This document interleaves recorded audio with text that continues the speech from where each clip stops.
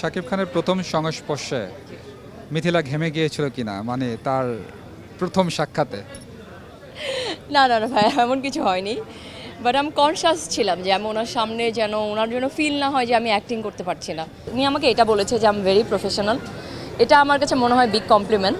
তো বলেছে যে তোমাদের মতো প্রফেশনাল মানুষদের আসলে আরও বেশি কাজ করা উচিত। সেটা আমার কাছে মনে হয় খুব ইন্সপায়ারিং। ইয়াং জেনারেশনের মেয়েরা যারা আছে ওরা আমাকে টেক্সট করে, আপু আপনার মতো হতে চাই, আপনি কি খান, আপনি জিমে কত ঘন্টা গিয়ে জিম করেন, এবং এইসব নিয়ে আমাকে মানে ইয়াং মেয়েরা অনেক কোয়েশ্চেন করে। দর্শক, আমার পাশে দেখতে পাচ্ছেন একজন গর্জিয়াস মেয়ে। আসলে কে সে আপনারা সবাই জানেন। এবার রকস্টারের নায়িকা আমার সাথে আছেন তানজিয়া জামান মিথিলা। মিথিলা, তোমার আসলে এই আউটলুকটা নিয়ে একটু প্রথমে কথা বলতে চাই। হ্যাঁ, খুব সুন্দর লাগছে। সবাই কি বলে, শাড়িতে বেশি ভালো লাগে নাকি শাড়িতে অন্য কোনো ড্রেসে? ফার্স্টে শুরু করতে চাই শাড়িতেই বাঙালি রমণী। এটা আমাদের আসলে অনেক জায়গায় আমরা দেখেছি। তো আমার কাছে মনে হয় আমাকে শাড়িতে খুব ভালো লাগে কামিজের থেকে। এটা আমার পার্সোনাল ওপিনিয়ন, এবং আমার আম্মু আমাকে সবসময় বলে যে তোমাকে শাড়ি পরলে খুব সুন্দর লাগে। এবং আমার দর্শক যারা আছে, যারা আমাকে পছন্দ করে, যারা আমাকে ফলো করে, তারাও বলেছে যে আপু আপনি বেশি বেশি করে শাড়ি পরবেন, আপনাকে শাড়ি পরলে খুব ভালো লাগে। আমার একটু জানা ইচ্ছে যে শাকিব খানের সিনেমায় যেহেতু কাজ করেছো, শাকিব খানের কাছ থেকে প্রথম প্রশংসা আসলে কি এসেছে? তোমার আউটলুক নিয়ে কোনো প্রশংসা আসছে কিনা? অনেক আছে না, তার চেহারার একটা প্রশংসা থাকে বা তার বডির ফিটনেসের। আমার একটু ফ্র্যাঙ্কলি বলো আসলে, হ্যাঁ, কোনো প্রশংসা এসছে কিনা? না, ভাইয়ার সঙ্গে আসলে আমার ওরকম কনভারসেশন হয়নি। বাট ওভারঅল উনি বলেছে যে তুমি অ্যাক্টিং করো, ভালো করবা, তোমাকে ক্যামেরায় দেখতে ভালো লাগে, এবং তোমাদের মতো আসলে এই ধরনের যারা আসলে কাজের ব্যাপারে সিরিয়াস, উনি আমাকে এটা বলেছে যে আমি ভেরি প্রফেশনাল। এটা আমার কাছে মনে হয় বিগ কমপ্লিমেন্ট। তো বলেছে যে তোমাদের মতো প্রফেশনাল মানুষদের আসলে আরও বেশি কাজ করা উচিত। সেটা আমার কাছে মনে হয় খুব ইন্সপায়ারিং। তোমাকে দেখে আসলে তানজিয়া জামান মিথিলাকে দেখে আমার কি, মানে আমাদের একটা প্রশ্ন যে তাকে দেখে ইন্সপায়ার হচ্ছে কিনা, বা কেউ তোমাকে কমেন্ট বক্সে বা মেসেজে এমন কোনো কিছু লিখছে কিনা যে আমি মিথিলার মতো হতে চাই, আমারও স্বপ্ন হচ্ছে এই জায়গাটায় যাওয়া? সেটা তো আসলে অনেকেই আছে, অনেকেই আমাকে পার্সোনালি এসএমএস করে, স্পেশালি মেয়েরা, ইয়াং জেনারেশনের মেয়েরা যারা আছে ওরা আমাকে টেক্সট করে, আপু আপনার মতো হতে চাই, প্লিজ আমাকে জানাবেন যে আমাকে আপনার মতো, স্পেশালি বডি নিয়ে অনেক বলে, এবং বলে যে আপু কীভাবে কি কি আপনার ডায়েট কি, আপনি কি খান, আপনি জিমে কত ঘন্টা গিয়ে জিম করেন, এবং এইসব নিয়ে আমাকে মানে ইয়াং মেয়েরা অনেক কোয়েশ্চেন করে। এবং অনেকে আমার কাপড় পছন্দ করে, যে যেভাবে আমি স্টাইল করি। কারণ আমি একটা মানুষ, আমি ওয়েস্টার্ন কাপড় পরি, আমি শাড়ি পরি, কামিজ পরি, আমার কিন্তু সব ধরনের কাপড় পরতে আমি পছন্দ করি। তো সেটা অনেকে পছন্দ করে।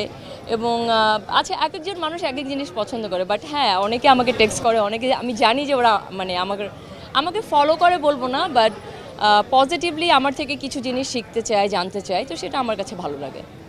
যেহেতু মিথিলাকে অনেকেই আসলে ওয়েস্টার্ন ড্রেসে দেখতে অভ্যস্ত, অর্থাৎ ওয়েস্টার্ন পোশাক সবসময় পরে থাকে, এবং র্যাম্পে দেখেছে বা বিভিন্ন প্রোগ্রামে দেখেছে, তার আউটফিট বা তার আউটলুক নিয়ে কথা হয়েছে, অনেক আলোচনা সমালোচনাও হয়েছে। সব কিছু মিলিয়ে মিথিলা আজকের এই অবস্থানে রকস্টার সিনেমার নায়িকা, কেমন লাগছে আজকের এই দিনটা? আলোচনা সমালোচনা তো দুইটাই থাকবে, বাট সমালোচনার দিকে আমি একদমই নজর দিই না। আমার কাছে মনে হয় লাইফে যদি তুমি পজিটিভ জিনিস চাও এবং লাইফে তুমি সাকসেসফুল হতে চাও, আসলে এত নেগেটিভ জিনিসে আসলে কনসেন্ট্রেট করলে তুমি লাইফে বড় হতে পারবে না। এবং আমার কাছে মনে হয় সেটা অনেক বাধা পেরিয়ে এই পর্যন্ত এসেছি। আসলে জার্নিটা এত ইজি ছিল না, এখনও ইজি না। তো সেটা থেকে আমি আসলে ডিসিশন নিয়েছি আমি পজিটিভ জিনিসটাতেই ফোকাস করতে চাই, because I believe positive brings positivity. আমার একটু জানা যাচ্ছে যে শাকিব খানের প্রথম সংস্পর্শে মিথিলা ঘেমে গিয়েছিল কিনা, মানে তার প্রথম সাক্ষাতে?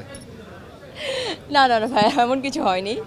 বাট আমি কনশাস ছিলাম যে আমি ওনার সামনে যেন ওনার জন্য ফিল না হয় যে আমি অ্যাক্টিং করতে পারছি না। আর যেহেতু আমার ব্যাকগ্রাউন্ড মডেলিং ছিল, তো সেখান থেকে অনেকেই বলে যে মডেলরা অ্যাক্টিং করতে পারে না। তো সেটা নিয়ে আমার একটা বড় কনসার্ন ছিল যে আমি অ্যাক্টিং করতে পারবো কি না।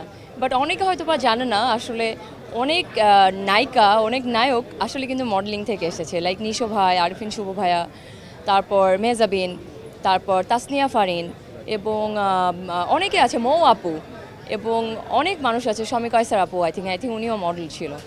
তো সেই জায়গা থেকে আসলে মডেলরা কীভাবে অ্যাক্টিং করতে পারে না, এই কথাটা আমি আসলে বুঝি না, বাট আমার কাছে মনে হয় মডেলিং ব্যাকগ্রাউন্ড থেকে যারা আসে তারা অ্যাক্টিং আরও বেশি ভালো করে। সো আমাদের সামনে অনেক এক্সাম্পল আছে।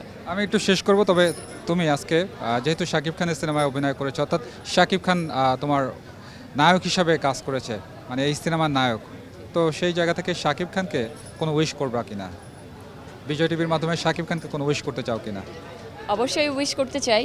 ওনার জন্য আসলে উইশ বলবো না, ওনার জন্য আমার একটা মনের ভিতরে একটা ভিতর থেকে একটা অসম্ভব সম্মান আছে।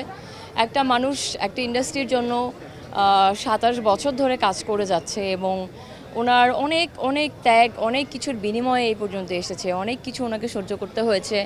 সেটার মাধ্যম দিয়ে আজকে উনি আমাদের সাকিব খান হয়েছে, আজকে ওনাকে আমরা মেগা স্টার বলি। তো যার নামের পিছনে আসলে মেগা স্টার আছে, তার আসলে পিছনে অনেক কষ্টের কাহিনীও আছে।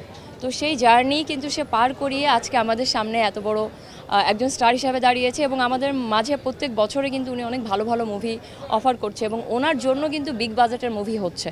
তো আমার কাছে মনে হয় এত বড় একজন মানুষ, যার এত বড় অবদান আছে ইন্ডাস্ট্রিতে, তার জন্য আমি বলবো যে আসলে ইন্ডাস্ট্রিকে আরও এগিয়ে নিয়ে যান, আরও বড় করেন এবং আমরা যারা মাত্র কাজ শুরু করেছি তাদের জন্য অনেক দোয়া করবেন যেন আমরাও আপনার মতো এক সময় বড় স্টার হতে পারি।